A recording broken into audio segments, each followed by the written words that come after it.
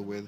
So when there will be a serious earthquake that shatters centers of inhabitation, and we must stop deluding ourselves by saying that this will not happen, this will happen on someone else's shift. No, it could happen on any given moment, and there are lots of things that we can do to prepare.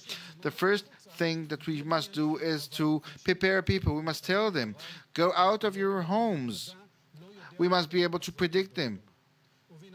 But we can't, because science can't do that. So since we can't predict it, we must find other ways to deal with the problem. And the most important thing is to change our national insight.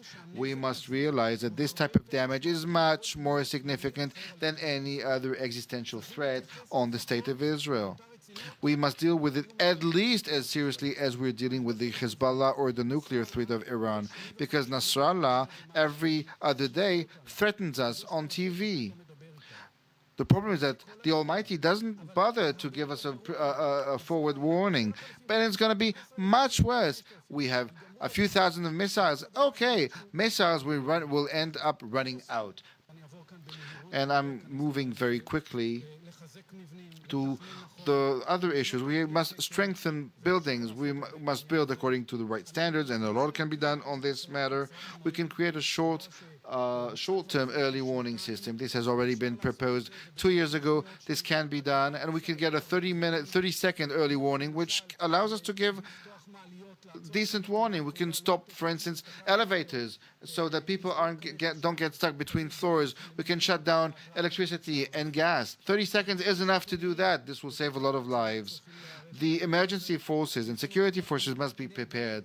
We have wonderful forces. We have probably the best units in the world, and the Home Front Command is wonderful. But we have only very few such forces. Also, we have to remember that an earthquake will not make any distinction between Amman or Damascus or Jericho or Tel Aviv. Everyone will be in the same boat. During Cast Lead, the state provided more services in terms of water service and so forth than will be possible in the case of a massive earthquake. The state uses command and control tools, whereas the civil society is operated by decentralized tools. And in order to create resilience, we have to create a culture, to instill a culture of preparedness. And preparedness includes values, priorities, habits, which are part of our everyday life and which will come into the fore in emergencies. This can only be created by a good cooperation between state institutions, the civil society, and the resilience network. Asking how we can harness all of these hubs in the service of resilience. And it's not very complicated. We don't have to create a detailed manual. There are only basic ground rules, and people must start working and understand that they are personally responsible. They have to map their capacities and the needs of their surrounding environments. They have to liaise with other units. It is essential that these associations and corporations continue to work in times of emergency. They have to learn, take lessons, and to improve themselves. Voluntary organizations in emergency, this is part of the assimilation of preparedness for emergency, are supposed to complete what the government is doing and can do. And when I say government, I mean local and central government.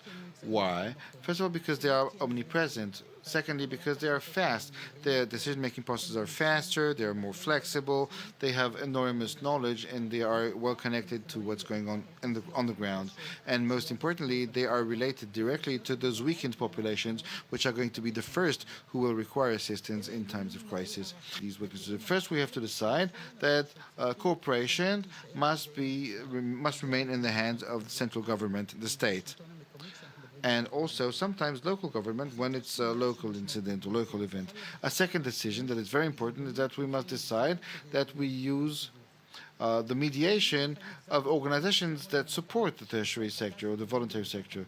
So we're talking about those organizations that have created for themselves, that have set for themselves the goal of capacity building.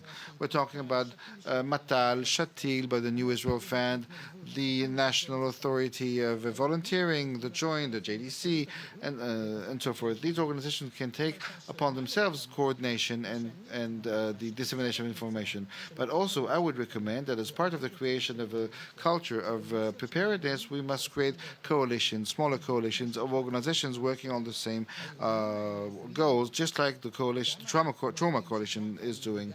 We can use existing organizations and new organizations which would be the intermediary between the ground and the local government or central government.